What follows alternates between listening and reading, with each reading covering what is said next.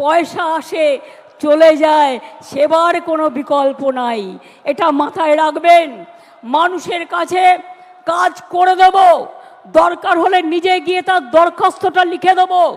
আমি all municipality, panchayat, MLA, এমপিদের সকলকে বলবো, এখন থেকে কোনো অভিযোগ যেন কারো বিরুদ্ধে দল না পায়।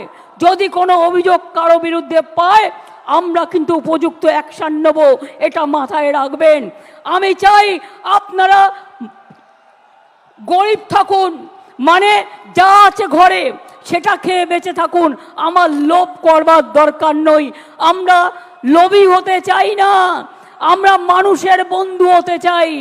যতদিন আপনারা এই কাজটা করে যেতে পারবেন, ততদিন মনে রাখবেন আপনাদের কেউ সরাতে পারবে না, আপনাদের কেউ হাঁটাতে পারবে না।